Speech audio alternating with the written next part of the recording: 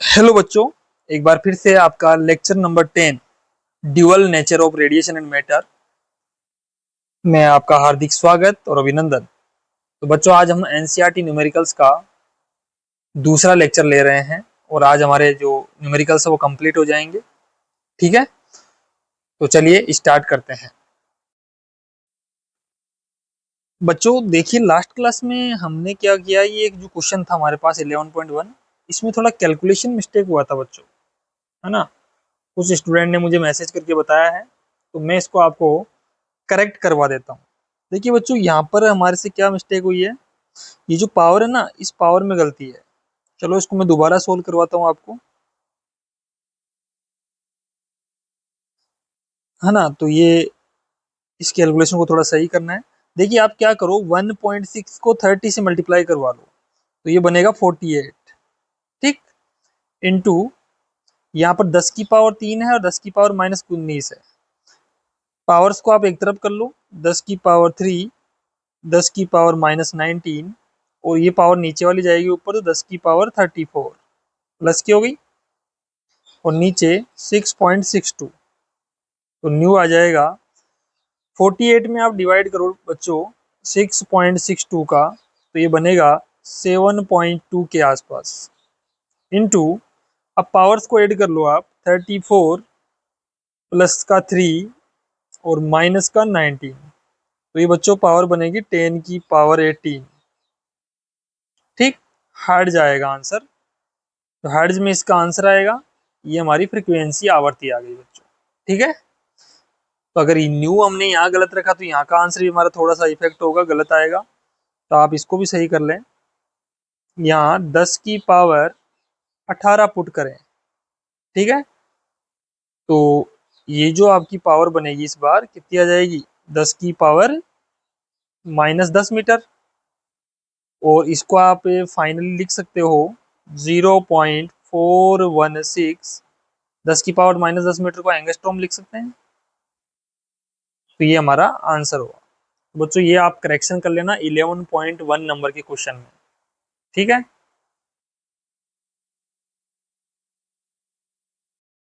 देखिए बच्चों, हमारा क्वेश्चन है 11.8। क्वेश्चन क्या कह रहा है कि 7.21 इंटू 10 की पावर 14 हर्ट्ज आवर्ती का प्रकाश एक धातु पृष्ठ पर आपतित होता है।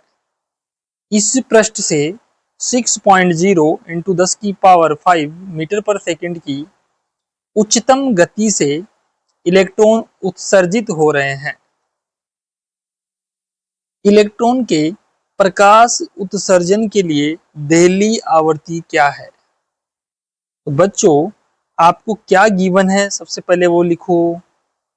देखिए आपको दे रखा है इन्होंने 7.21 इंटू 10 की पावर 14 हर्ट्ज आवर्ती दे रखी है प्रकाश की।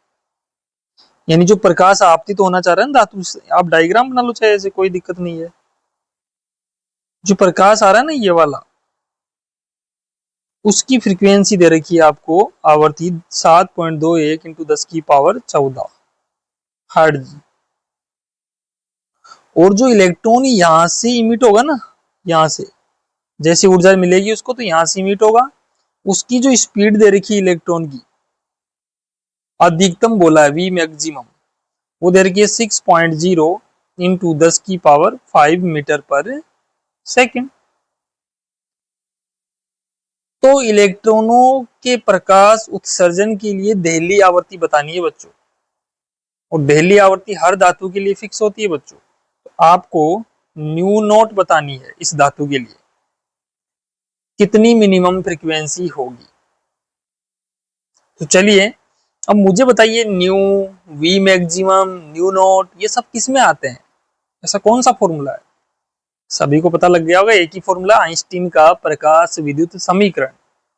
बच्चों ये समीकरण बहुत इंपॉर्टेंट है, इससे काफी सारे न्यूमेरिकल आते हैं एग्जाम में, और सभी को याद रखना है। E equal to five naught plus, यहाँ आएगा 1/2, ये के मैक्सिमम आता है, के मैक्सिमम की जगह लिख रहा हूँ 1/2 mv मैक्सिमम का स्क्वायर। यहां से क्या कर लो आप, आपको निकालना है न्यू नोट। तो आप ई की जगह लिख दो एच न्यू, फाई नोट की जगह h nu naught plus 1/2 m v maximum का स्क्वायर। इस वाले टर्म को आप यहीं रहने दो, इसको इधर ट्रांसफर कर लो।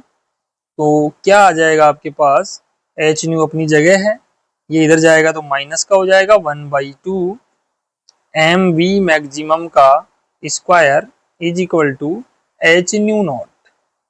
ओके, आप इसको लिखना चाहो तो उल्टा भी लिख सकते हो, h nu naught equal to h nu minus 1/2 m v maximum का स्क्वायर। ओके, यहां से आपको निकालना है न्यू नॉट। तो ये जो एच दिख रहा है ना, इसका डिवाइड दे दो सब में। तो nu naught equal to h nu upon में एच, और आगे वाले टर्म में भी क्या लग जाएगा, एम वी मैक्सिमम का स्क्वायर अपॉन में एच। ये जो एच यहां से गया है वो दोनों में भाग लगेगा जाके, इस वाले एच का इसके नीचे भी जाना होगा इसको, और इसके नीचे भी। ठीक है, ये कैलकुलेशन तो आपको आनी चाहिए थोड़ी बहुत।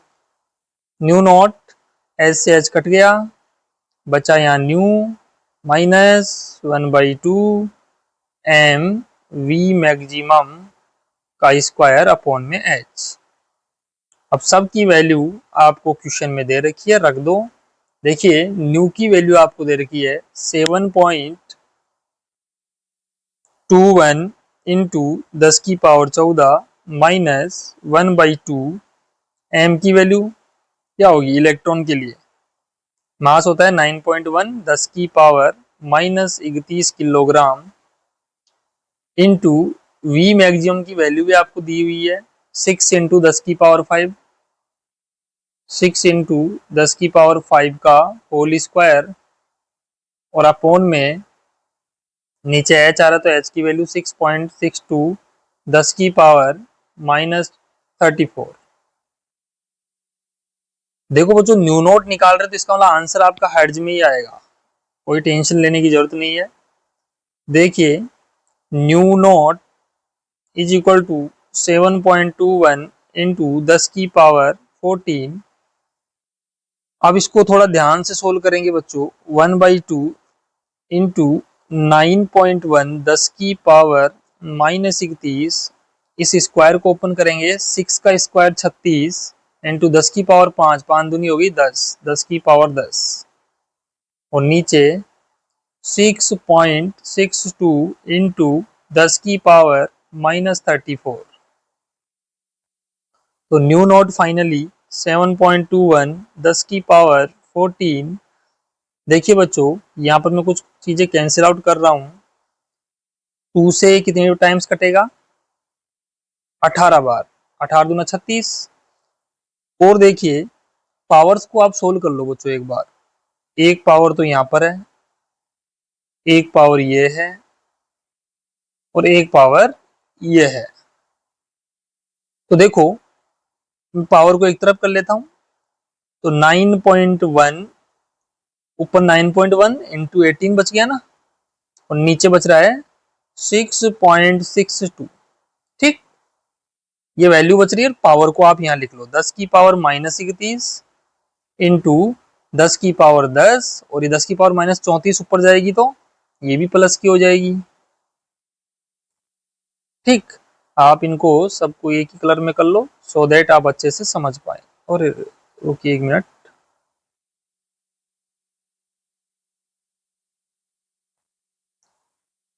ठीक है, ये आपका एक ही एक्सप्रेशन है पूरा। अब देखिए तो न्यू नॉट 7.21 इंटू 10⁻14, एक बार मैं इस वाले एक्सप्रेशन को सोल्व कर लेता हूं। ठीक है, आप लोग इसको अपनी रफ कॉपी में सोल्व करें।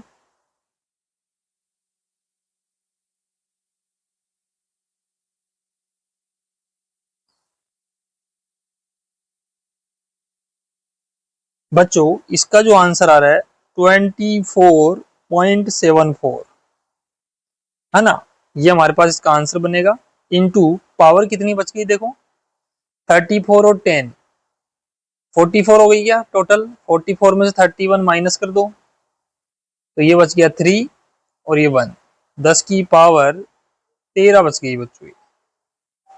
ओके, तो न्यू नोट जो फाइनली यहाँ पर बनेगा 7.21 इंटू 10 की पावर 14 माइनस, अब यहां से देखिए बच्चों, अगर मैं इस पॉइंट को थोड़ा आगे ले आता हूं 2.4, इस पॉइंट को यहां शिफ्ट कर देता हूं मैं, तो क्या होगा बताओ। 7.4 ये पावर एक इंक्रीज हो जाएगी बच्चों इसकी। 10 की पावर 14 क्यों बनाई मैंने, सो देट ये दोनों माइनस हो जाए अच्छे से, नहीं तो अलग अलग पावर में माइनस नहीं हो सकते थे। अब क्या होगा, 10 की पावर 14 दोनों में से कॉमन आ जाएगी, तो न्यू नॉट 7.21 माइनस 2.4, 7 तक ही ले लो इसको ना, 3 डिजिट 2 डिजिट तक ले लो, इनटू 10 की पावर 14 कॉमन आ गया दोनों में से, तो ये कितना बचेगा बच्चों, 7.21 माइनस 2.74, सॉरी 47 है क्या, 47, तो ये मेरे पास, आप जब इसको माइनस करते हो तो 4.74 इंटू 10 की पावर 14 हर्ट्ज, इसका जो है फाइनल आंसर मेरे पास आ रहा है। तो ये आपके इस क्वेश्चन का बच्चों आंसर बनेगा। आई होप आपको ये समझ में आया होगा। तो ये इस क्वेश्चन का आंसर बच्चों, थोड़ा कैलकुलेशन है, डरना नहीं है ना, अगर आप करते हो आराम से तो हो जाएगा ना। इस क्वेश्चन का जो आंसर बना न्यू नॉट, वो बना हमारे पास 7.47 इंटू 10 की पावर 14 हर्ट्ज। ओके, तो ये आपका क्वेश्चन सोल्व हो चुका है। चलते हैं नेक्स्ट क्वेश्चन की तरफ।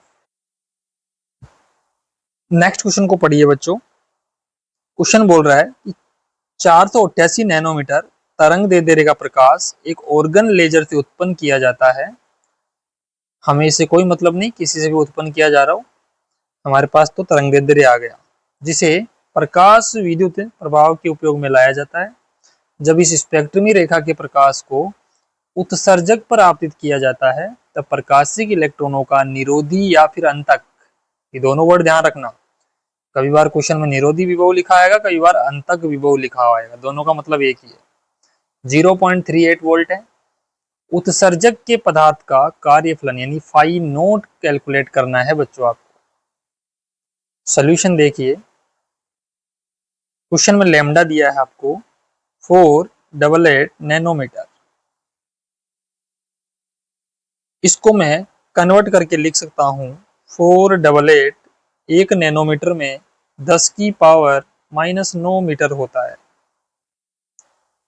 ना, याद रखना 1 नैनोमीटर इज इक्वल टू 10 की पावर -9। और भी होते हैं 1 माइक्रोमीटर 10 की पावर -6 मीटर, 1 मिलीमीटर 10 की पावर -3 मीटर, 1 पिकोमीटर 10 की पावर -12 मीटर, है ना। ये काफी सारे आपके हर चैप्टर में काम आते रहते हैं, ये 11th क्लास में आपने सीखे होंगे। ओके, सो लेमडा आ गया, लेमडा हमारे पास दिया हुआ है, और इसमें निरोधी विभव भी आपको दिया है, V स्टॉपिंग पोटेंशियल 0.38 वोल्ट। तो हमें उत्सर्जक के लिए उत्सर्जक पदार्थ का कार्यफलन फाई नोट निकालना है। बच्चों अगर आपने ऐसे क्वेश्चन को पढ़ के और ये मैथमेटिकल लैंग्वेज में इसको कन्वर्ट कर लिया ना, मैं कहता हूँ आपका आधा क्वेश्चन तो सोल्व हो गया यहीं पर। ये जिसको करना आता है ना, ये जो बॉक्स में लिखा है मैंने, वो फिजिक्स के न्यूमेरिकल से कभी डर नहीं सकता। तो क्वेश्चन जो लैंग्वेज में है, पहले उसको डिकोड करो, उसको एक मैथमेटिकल फॉर्म में लाओ कि क्या क्या हमें गिवन है और क्या मुझे फाइंड करना है। तो ये आपको आना चाहिए बच्चों।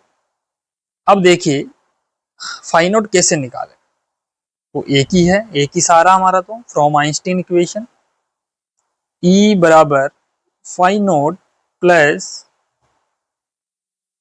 क्या आता है के मैक्सिमम, और के मैक्सिमम बराबर लिख सकते हो ई इंटू वी एस भी आप लिख सकते हो। ओके, तो यहां से सोल्व करो, एच न्यू लिख सकते हो इसको, और फाई नोट तो आपको कैलकुलेट करना है इस बार। ई इंटू वी एस की वैल्यू देखो 0.38 वोल्ट दे रखी है, इसको आप लिख सकते हो एच सी बाई लेमडा, क्योंकि लेमडा दे रखी है आपको, न्यू नहीं दिया है, तो लेमडा के फॉर्म में कन्वर्ट कर लो। फाई नोट प्लस 0.38 इसको इलेक्ट्रॉन वोल्ट में लिख दो। ठीक है, ई और वी को साथ लिख दिया ना। अब आगे यहां से देखो बच्चों, इस एच सी की वैल्यू मैंने आपको बता रखी है, ये आपका कैलकुलेशन बहुत आसान बना देता है, नहीं तो आप उलझ जाओगे और ज्यादा। एच सी मैंने बता रखा है 12431 electron volt into angstrom. 1 angstrom में कितना होता है, 10 की पावर -10 मीटर। तो एच सी की वैल्यू पुट कर दो 12431 electron volt into angstrom. Lambda की वैल्यू है 488 इंटू 10 की power -9 metre is equal to phi naught 0.38 electron volt. देखिए बच्चों 12431 इलेक्ट्रॉन वोल्ट इंटू, इस एंगस्ट्रॉम को भी आप कन्वर्ट कर लो बच्चों, 10 की पावर -10 मीटर। एक एंगस्ट्रॉम में होता है 10 की पावर -10 मीटर, और नीचे है 488 इंटू 10 की पावर -9 मीटर। मीटर से मीटर कट जाएगा, इलेक्ट्रॉन वोल्ट रह जाएगा। Phi naught plus 0.38 electron volt. अब सोल्व करो बच्चों इसको, थोड़ा मैं कलर चेंज कर लेता हूँ। मीटर से मीटर कैंसिल आउट, 10 की पावर -9 ऊपर जाएगी तो प्लस की हो जाएगी, या उस ऐसा करो इस 10 की पावर -10 को नीचे ले आओ आप, तो ये नीचे आके प्लस की हो जाएगी, नीचे बनेगी 10 की पावर 10, 10 की पावर 10 में 10 की पावर -9 हटाओगे, 10 की पावर 1 बचेगी नीचे, तो ये बच जाएगा 12431 इलेक्ट्रॉन वोल्ट 488 इंटू में नीचे बचेगी ओनली 10 की power +1 is equal to phi naught plus 0.38 electron volt. 10 की पावर 1 का मतलब 10 ही है, तो ये फाइनली बनेगा 12431 इलेक्ट्रॉन वोल्ट 488 कई बच्चे सोच रहे हो सर आप 10 की पावर -9 को ऊपर क्यों नहीं ले गए, अरे ऊपर ले जाके क्या करोगे, ऊपर आपके पास पहले ही -10 है, इसको ले जाओगे 10 की पावर प्लस की हो जाएगी, -10 + 9 करोगे तो 10 की पावर -1 बचेगी।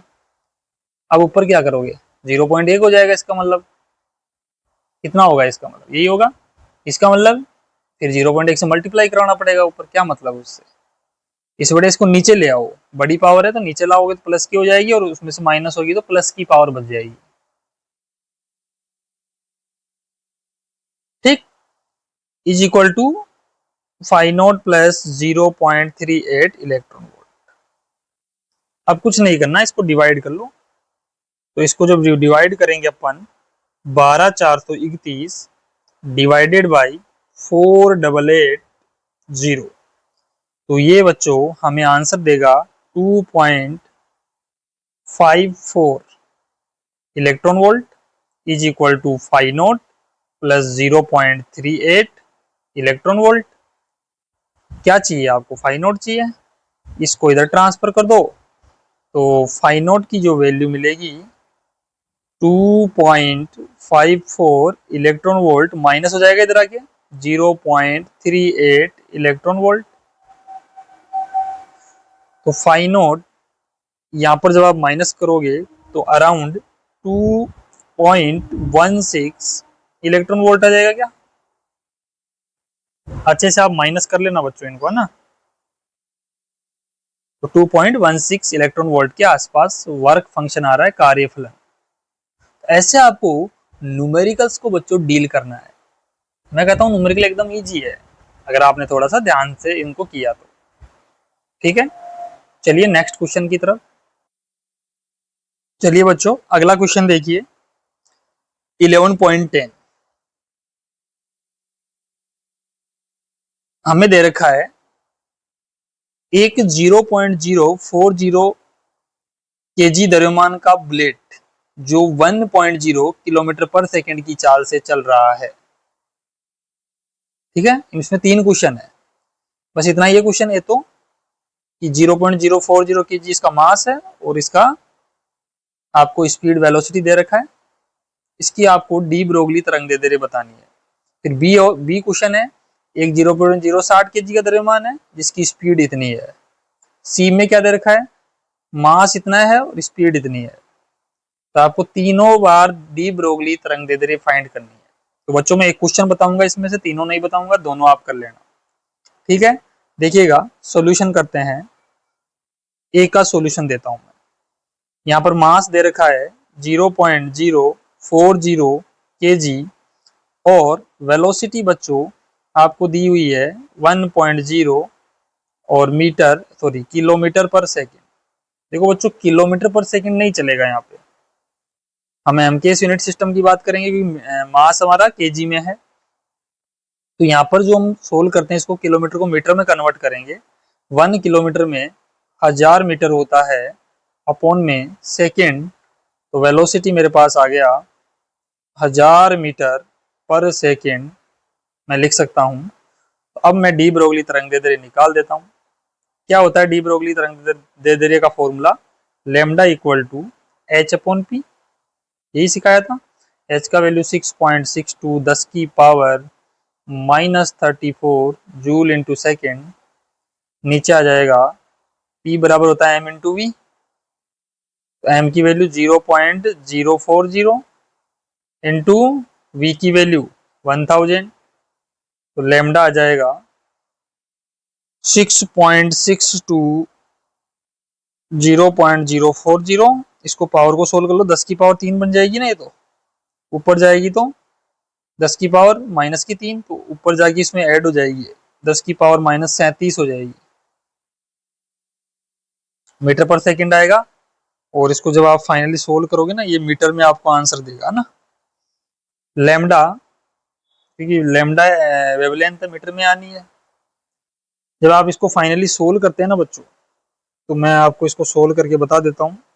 1.65 इंटू 10 की पावर -35 हो जाएगा ये, है ना। जब आप इसको सोल्व वगैरह करोगे, मैं इसको डिवाइड का आंसर भी आपको लिख के बता देता हूँ, और तो क्या करूँ। हालांकि तुम्हें खुद को ही ये करना चाहिए, है ना। इसका जो डिवाइड का आंसर आएगा ना बच्चों, वो आप लिख लो, एक स्टेप और बढ़ा लो जिससे आपको अच्छे से समझ आ जाए। इसका आएगा 165.5 आ रहा है जब इसको डिवाइड करोगे ना आप इस वाले को, और इंटू में 10 की पावर -37 मीटर। ये भी आपका आंसर ही है, बट आपकी बुक एनसीईआरटी में ये आंसर नहीं है, फिर तो तुम परेशान हो जाओगे, हैं। अब देखो मैथमेटिक्स से बच्चों थोड़ा तो आपको आना चाहिए, इसको अरेंज कर लो। आप डेसिमल को इधर दो डिजिट से पहले लगा रहे हो, 2 डिजिट इधर प्लेस कर रहे हो उसको, तो उधर पावर क्या हो जाएगी हमारी, कम हो जाएगी। 1.65 इंटू 10 की पावर -35 मीटर।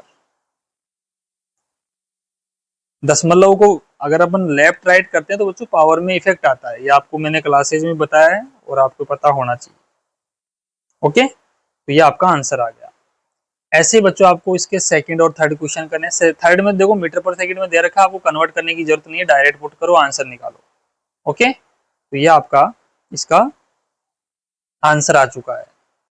11.11 क्वेश्चन देखिए, क्या कह रहा है, दर्शाइए कि विद्युत चुंबकीय विकिरण का तरंग दैर्ध्य इसके क्वांटम फोटोन के तरंग दैर्ध्य की क्या होता है, बराबर होता है। तो बच्चों एकदम इजी है, कर सकते हैं आप।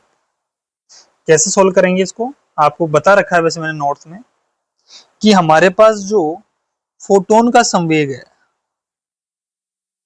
फोटोन का संवेग आप जानते ही है,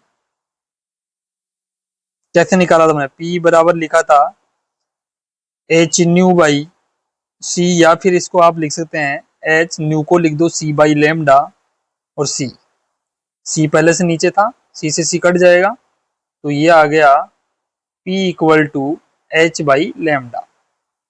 और यहां से आप लैम्डा निकालोगे, तो इसको तो ले जाओ इधर और इसको ले आओ नीचे, तो लैम्डा बराबर आ गया एच बाई पी।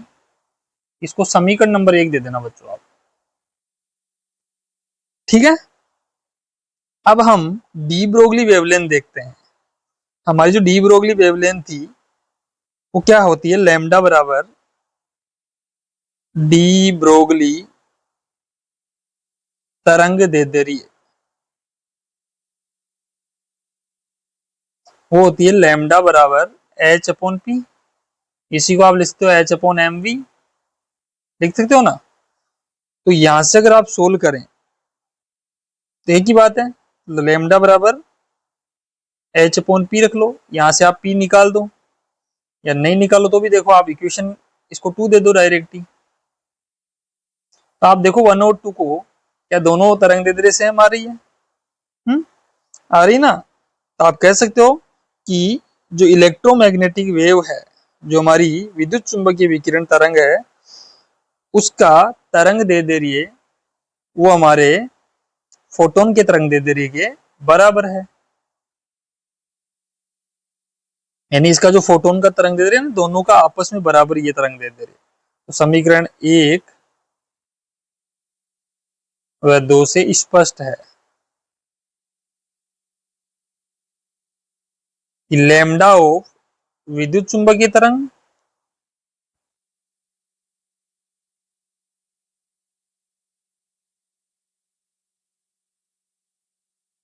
बराबर है लैम्डा ऑफ फोटोन। ये हमारा फोटोन का है और ये हमारी तरंग के लिए है, क्योंकि तरंग के लिए दी थी इन्होंने, तो डी ब्रोगली तरंग दे दे रही है।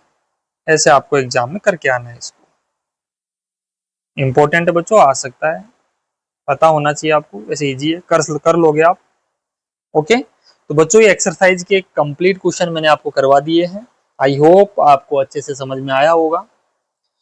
मैं तो यही कहता हूँ, बार बार शॉर्ट नोट्स को रिवाइज करो, चैप्टर को रिवाइज करो। मैं कहता हूँ जितनी बार रिवीजन करोगे ना, उतना ज्यादा कंसेप्ट क्लियरिटी आपके अंदर आएगी, और मैं कहता हूँ कॉन्फिडेंस आप में डेवलप हो जाएगा फिजिक्स को सीखने का, है ना।